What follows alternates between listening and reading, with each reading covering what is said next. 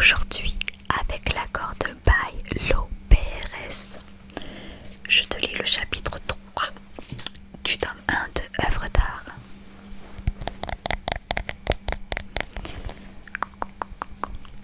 La dernière fois, je t'ai lu le chapitre 2. Et en fait, dans le chapitre 2, on a appris comment James et Lorraine Smith se sont rencontrés. Et donc, Lorraine Smith, c'était la femme de James. Donc, on a appris un peu la nature de leur relation, comment ils se sont rencontrés. Et comment à son décès, ensuite, James s'est senti perdu. Donc là, je vais te lire le chapitre 3 qui est en 2 parties sur Wattpad. Mais moi, je vais te lire tout d'un coup.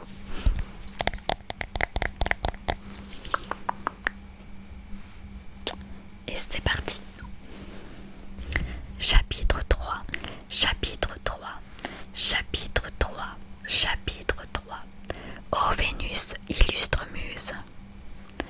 Septembre, 9e mois de l'année, mois qui annonce la fin de l'été, la reprise des cours, du travail et des tâches domestiques. Les fruits, comme la récolte du raisin, se cueillent pour préparer l'automne et l'hiver qui approchent à grands pas. Dans les sciences occultes, le jour de l'équinoxe est un jour puissant pour pratiquer des rituels de sorcières, disait-on. Les oiseaux migrateurs prennent leur envol pour d'autres pays ou régions plus douces. Et pour ce qui est joyeux, les enfants conçus à la Saint-Sylvestre voient le jour vers la dernière quinzaine du mois. Chaque matin, j'ai l'habitude compulsive d'aller chercher mon pain plus bas chez le boulanger, qui à force me reconnaît, afin de me poser dans un café pour lire une revue ou un livre. Ce matin, chez Plumeau, je prends l'équipe et le Parisien. Le premier m'apprend que Manchester United a remporté 2-0 contre Liverpool, ce qui nous laisse juste derrière Arsenal en 2e position du classement. Je me réjouis à cette idée. Il n'est pas question que l'on perde contre eux au match retour. Sans ça, Sacha me charriera jusqu'à la prochaine saison. Dans le Parisien, un article intéressant. 2 tableaux de Gaspard David Friedrich, le moine au bord de la mer, et l'abbaye dans une forêt de chênes, qu'un collectionneur gardait précieusement dans un château près de Dresde en Allemagne, ont été volés dans la nuit du 3 au 4 septembre. Ces toiles ont été exposées pendant de longues années à l'Alte National Gallery de Berlin, avant que l'héritier ne demandât son dû et lâchât une somme monstre pour les enfermer dans sa collection privée. Les vols d'œuvres sont monnaie courante. Cela alimente les marchés privés. Je secoue la tête d'indignation quand résonne la sonnette de l'entrée. D'instinct, je lève les yeux pour voir qui entre. Ses longs cheveux tressés sur le côté sont d'un blond presque blanc. Je ne peux pas détailler son visage, car elle se trouve trop loin pour discerner ses traits, mais j'inspecte ce qui la représente. Assez grande, élancée, elle est habillée d'un bustier en dentelle blanc, noué au dos au niveau de sa taille fine, et d'une jupe froissée rose pâle qui lui remonte jusqu'au nombril. Quand elle me tourne le dos, je distingue une chute de rein vertigineuse, cambrée avec des hanches assez larges. Je sens tout de suite mes mains devenir moites. Le cœur battant, je me reprends et tente de faire une interprétation analytique face à ce choix de couleurs et de coiffure, sans oublier sa gestuelle quand elle s'assied, caressant la table pour s'aider à s'installer. Le rose de sa robe représente une légère sensualité, et le haut blanc signifie l'innocence et la pureté. Sa raie est placée sur le côté gauche, ce qui traduirait une personnalité sensible et secrète, à l'inverse de la droite, qui serait beaucoup plus émotionnelle. Elle croise les jambes, celle de droite sur celle de gauche. En sachant qu'il n'y a personne à sa gauche, elle est sur la défensive. Séductrice mais inabordable. Incapable de détacher mon regard, je l'observe. En vers cette créature enchanteresse. Alors que le serveur presse le pas vers elle, elle sort un livre de son sac.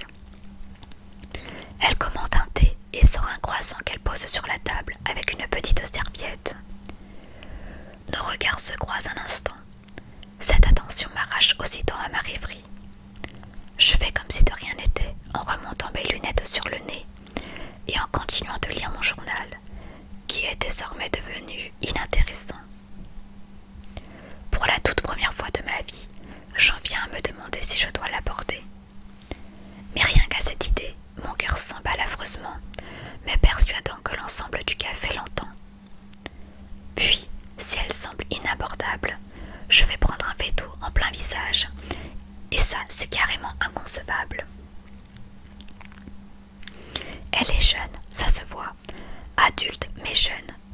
Le serveur a plus de chance que moi avec sa belle gueule de français et son sourire digne d'une pub pour dentifrice. Les phalanges posées sur les lèvres, je réfléchis à 15 000 scénarios plausibles, tous plus ringards les uns que les autres. Simon aurait tout de suite su quoi dire et comment l'aborder. En fin de compte, ce n'est pas plus mal qu'il ne soit pas là. Je préfère la voir partir seule qu'avec mon meilleur ami. Et me voilà en train de ressentir une forme de jalousie. Cette femme ne m'appartient pas et elle ne fera pas partie de ma vie.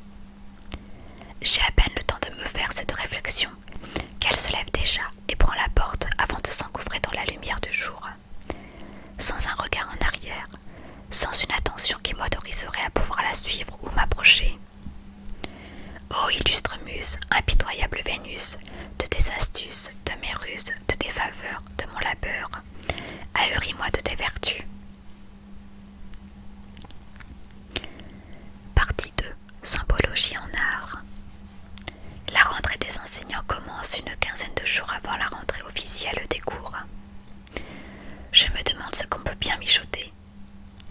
Je m'imagine boire du café toute la journée, à parler avec eux de vieux profs aigris, sentant le renfermé et la feuille séchée. Des habits que seul achète dans une boutique qu'on ne doit sûrement connaître que par le bouche à oreille, avec un passage secret comme pour aller sur le chemin de traverse. Je les entends me raconter leur cours d'une voix lente et monotone, avec un humour burlesque à ne faire rire qu'eux-mêmes. Certains instruisent depuis belle lurette. Comme je m'en doutais, ce sont les mêmes enseignants qui me brifent sur les consignes et les instructions de l'université.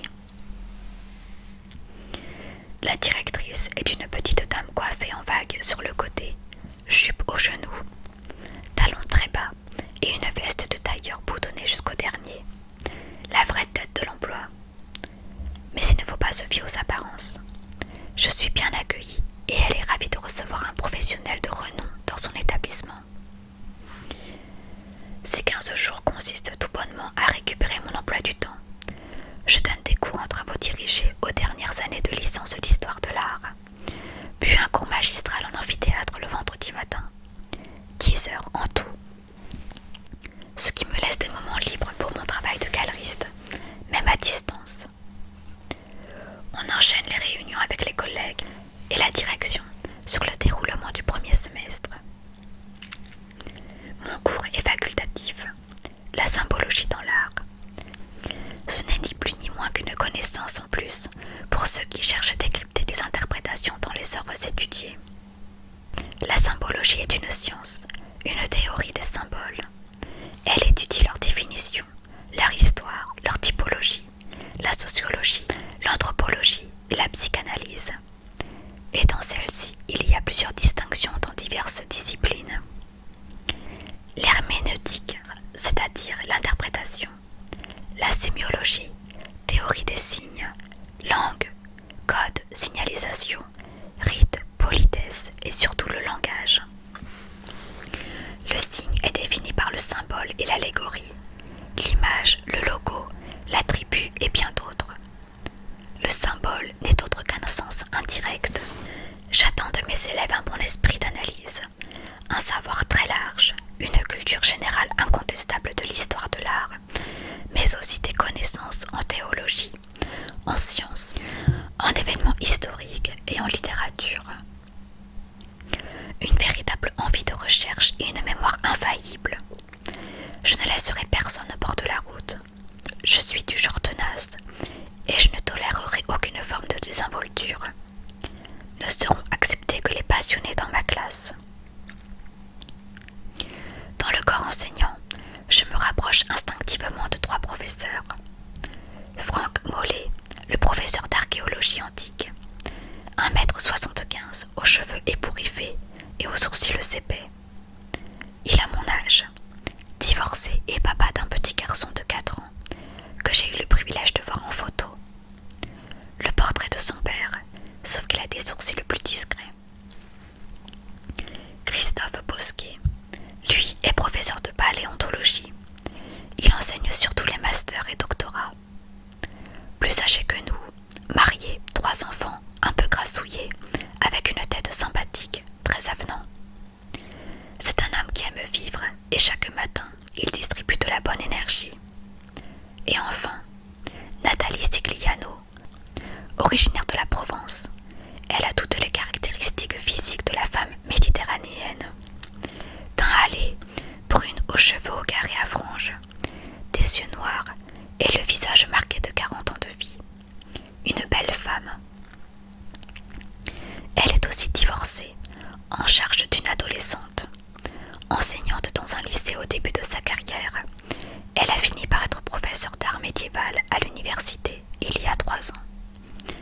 C'est une femme sociable, avec un brin de timidité quand elle s'adresse à moi. Il y a les séductrices, les réservées, les manipulatrices chez les femmes. Mais Nathalie fait partie de la catégorie femme-enfant. Un petit gabarit, on a peur de la casser. Le vendredi avant la rentrée, installés tous les 4 dans la salle de réunion, je regarde ma liste d'élèves attentivement. Une 60aine d'étudiants répartis en 4 groupes de 15 pour les cours de TD. M'attardant sur la liste du groupe 2, à qui je donnerai mon premier cours lundi matin, je mémorise chaque prénom et chaque nom, tandis que Nathalie vient s'installer près de moi et jette un œil sur ma feuille. Vous avez une bonne liste d'élèves, peut-être les plus intéressants. Ah bon? Fais voir, s'écrie Franck en se rapprochant de nous. Camille Durand n'est pas ce qu'on appelle une fille intéressante, mais on va dire qu'elle peut s'éprendre de votre cours. Quant à Jérôme Frester, il est très curieux. Il vous posera sûrement beaucoup de questions. C'est très bien, j'aime les personnes désireuses de s'instruire, dis-je. Bon, Vincent Lazare est assez snobinard. Il a la science infuse, non pas qu'il soit nul, attention, continue Franck. Lauriane Guessin aussi est un peu comme Frester, s'empresse d'ajouter Nathalie. Mais vous qui aimez les esprits vifs, analytiques et passionnés, Charlène Mahé saura vous surprendre. Avide de savoir et très renseignée sur tout ce qui entoure l'art, c'est un bourreau de travail, sans pour autant avoir une once d'arrogance. Vous allez lui plaire et vous serez sous son charme. Enfin pas trop quand même, rajoute Franck avec un clin d'œil. Et pourquoi sur les cours il n'y a pas écrit nos prénoms et simplement notre nom de famille? Ça évite aux étudiants de se renseigner sur nous. Avec l'arrivée d'Internet, Google et des réseaux sociaux, on peut tout savoir sur n'importe qui. Et vu que vous êtes une sorte de célébrité dans votre domaine, il serait vite fait d'apprendre des choses sur vous. Ah, très bien, je préfère aussi. Rien que de penser que les étudiants pouvaient se renseigner sur moi et ma vie, ça me met mal à l'aise. Je serais arrivée avec un train de retard sur eux. Je jette un dernier coup d'œil à ma liste et retiens le nom de Charlène Mahé. J'ai hâte de la rencontrer et de savoir ce dont elle est capable. Et c'est la fin de ce chapitre. J'espère que cette lecture aura réussi à te détendre et à te relaxer. Je te souhaite de passer une très bonne journée, une